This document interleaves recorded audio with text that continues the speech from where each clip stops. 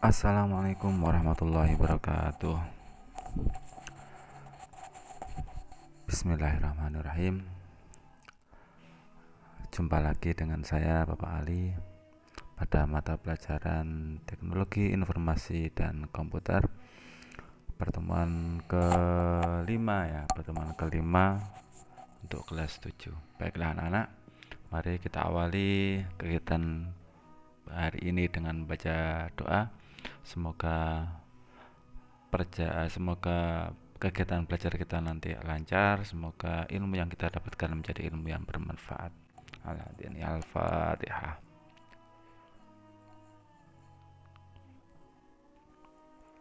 Amin amin ya rabbal alamin. Baiklah anak-anak, sebelum kita mulai sedikit saya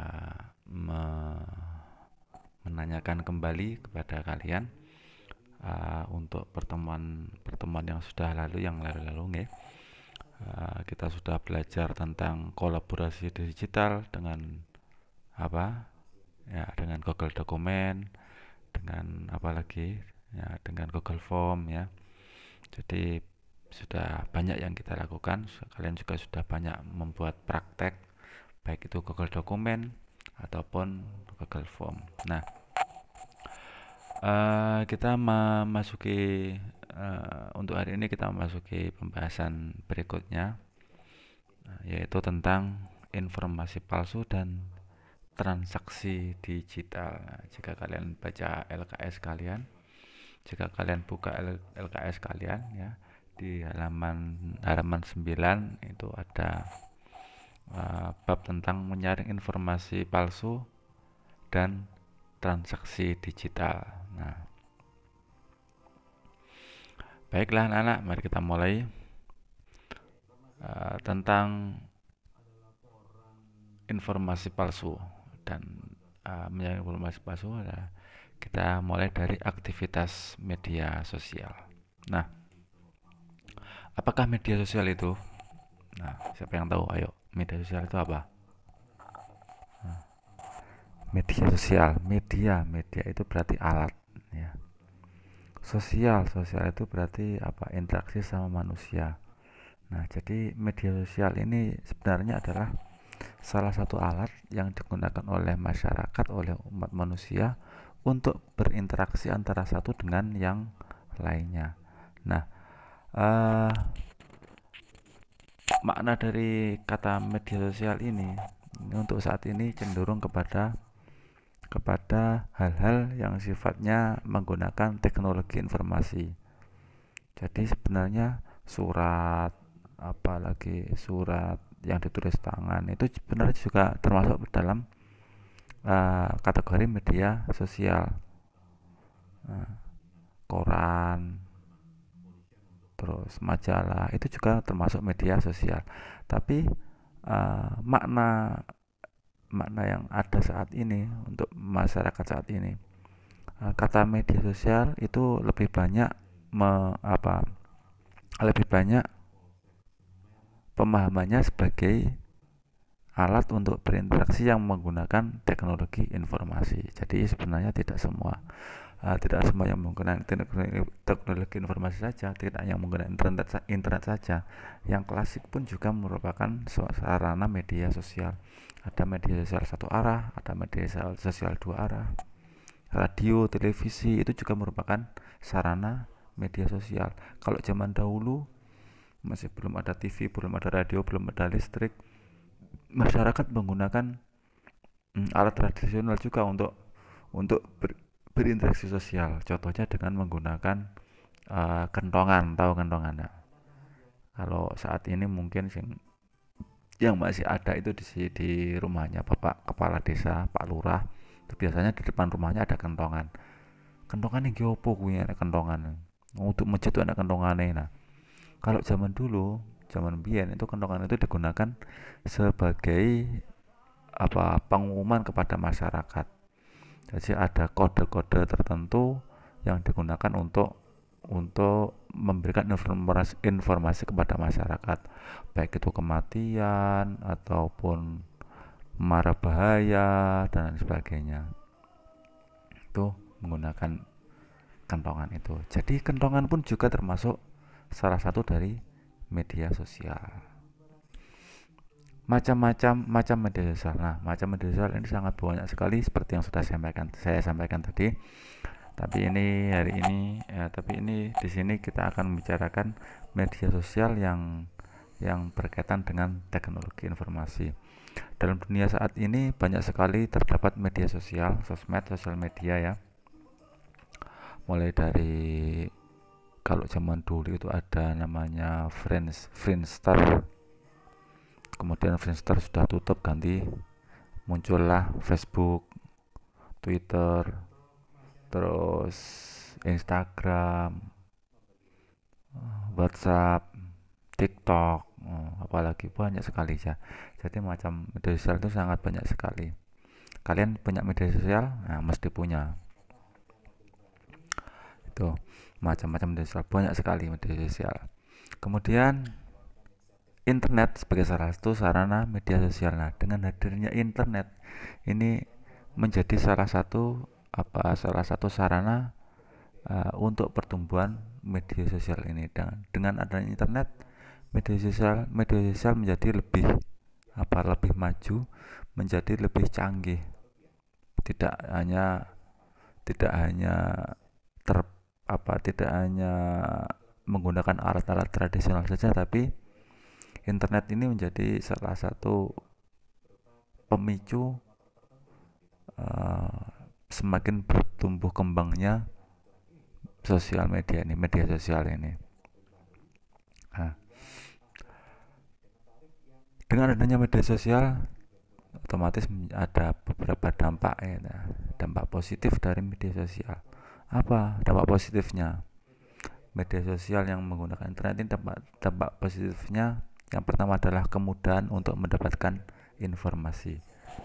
Saat ini sangat mudah sekali untuk kita mendapatkan informasi. Apa yang terjadi hari ini di Eropa, kita bisa mengetahui. Contoh saja yang paling gampang. Kalau kalian salah satu orang yang suka dengan sepak bola lah katakan, di Eropa hari ini ada pertandingan Liga Inggris. Saat ini jam sekarang umpamanya. Jam berapa ini? Ya, saya jam 10 ada pertandingan Liga Inggris, Manchester United melawan Manchester City. Terjadi di mana berlangsungnya? Di Inggris sana. Tapi kita yang di Indonesia bisa menyaksikan, bisa melihat, bisa ikut menikmati apa yang terjadi di lapangan di Inggris sana. Nah, itu dengan media sosial kita sangat mudah untuk mendapatkan informasi. Apa yang kita inginkan di media sosial banyak sekali ada. Dampak positif yang pertama, kemudahan untuk mendapatkan informasi.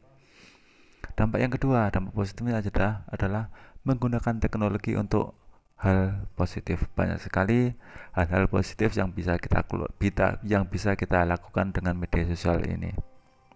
Saling mengingatkan kepada teman, saling bersilaturahmi dengan keluarga, apalagi pada masa saat ini, masa pandemi seperti ini, kita lebih banyak dianjurkan untuk tetap diam di rumah, tetap tinggal di rumah.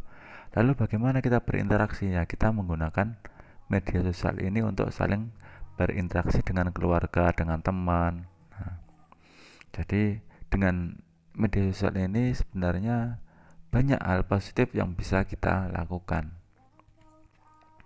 Yang berikutnya yaitu munculnya kebebasan berinteraksi. Nah, dengan bantuan internet kita bebas untuk berinteraksi.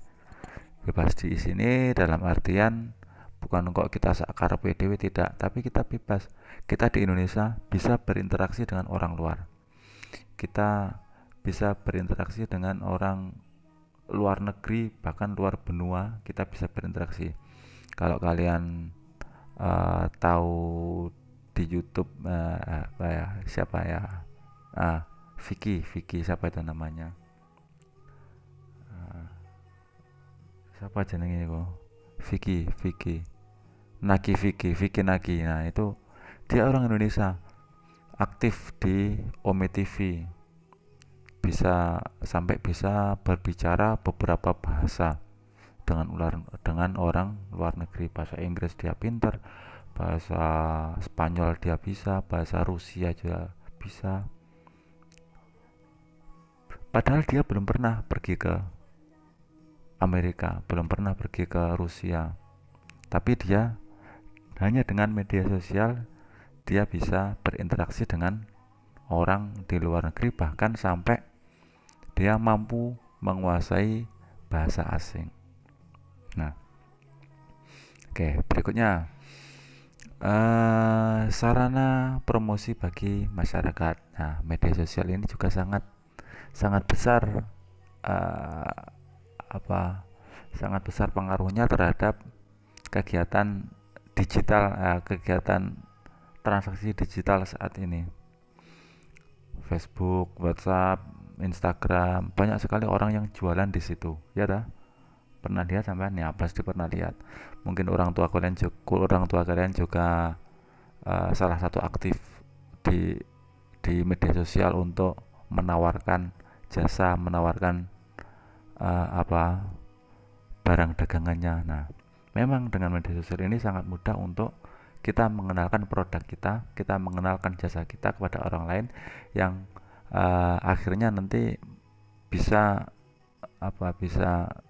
bisa menjadikan produk kita, jasa kita terkenal. Otomatis kalau terkenal banyak orang yang mencarinya, mempermudah untuk itu. Nah, itulah dampak-dampak positif dari media sosial. Sekarang ketika ada positif mesti ada negatif. Oh, kurang ini dampak negatif media sosial. Yang pertama, dengan adanya media sosial ini kegiatan interaksi secara langsung mulai ditinggalkan. Nah, karena saking asiknya dengan media sosial hingga terlupakanlah interaksi manusia secara langsung, secara real. Karo tonggone malah rata kenal. Kalau di desa mungkin masih tetap bisa interaksi real, tapi kalau di kota-kota itu semakin lama semakin tidak kenal dengan warga, tidak kenal dengan tetangganya sendiri. Nah, jadi ya memang kalau dengan media sosial itu sangat mudah sekali kita berinteraksi dengan orang lain, tapi karena media sosial juga kita tidak sadar, secara tidak langsung kita mulai meninggalkan interaksi secara nyata. Contohnya gampang saja, ketika kalian bertemu dengan teman kalian, foto-fotonya ke HP ini, kira-kira ada nggak yang HP-nya ditekek terus jagongan? Jarang sekali. Mereka ngumpul bersama, masing-masing pegang HP sendiri, masing-masing sibuk dengan HP-nya sendiri, sehingga interaksi realnya itu malah sedikit demi sedikit menjadi mulai ditinggalkan. Berikutnya, dampak negatif media sosial adalah mengurangi produktivitas. Sebagai siswa, tugas utamanya adalah belajar. Tapi karena terlalu sibuk, karena terlalu senang dengan media sosial, kadung buka TikTok, wis ora laren-laren, akhirnya waktu yang seharusnya digunakan untuk belajar hilang hanya digunakan untuk bersosial media.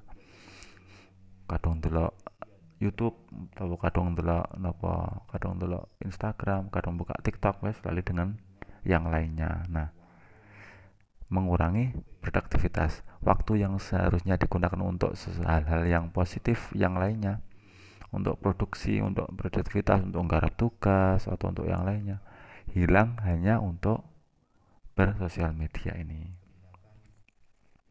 Berikutnya, berkurangnya privasi. Nah, ini sering kita tidak sadari. Privasi atau pribadi kita itu secara tidak langsung terbuka kepada umum. Informasi tentang diri kita semakin mudah orang mengetahui. Nah, jadi kita privasi kita sedikit terganggu. Tidak lain dan tidak bukan ya karena kita sendiri yang terlalu aktif di media sosial tersebut. Obah titik update status, OTW turu no, status di WA OTW turu, oh berarti saya kisah turu lekas budal turu dan sebagainya. Jadi hal yang seharusnya pribadi bagi kita bisa diketahui oleh orang lain. Yang berikutnya, dampak negatifnya adalah maraknya kejahatan di dunia maya. Nah, dengan adanya media sosial semakin juga memudahkan orang-orang yang memiliki niat jahat semakin mudah untuk melakukannya. Spam, apalagi bullying, berita hoax, tulisannya HOAX, aslinya macan mocone hoax, tapi ternyata orang Indonesia membacanya jadi hoax. Yang bener aslinya hoax, terserah lah, hoax atau hoax. Kalau dalam bahasa Inggris yang benar hoax. Kalau bahasa Indonesia ya boh gitu.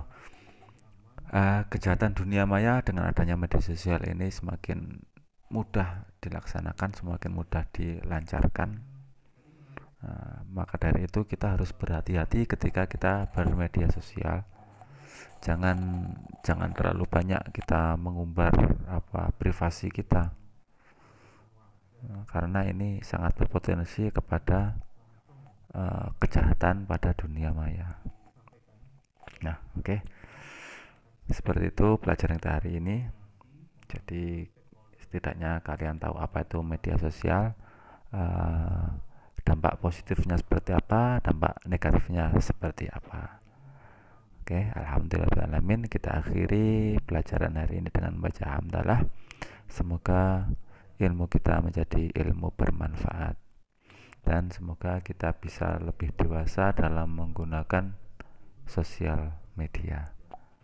Alhamdulillahirrahmanirrahim. Dari saya awal hingga akhir, bila ada kesalahan saya mohon maaf.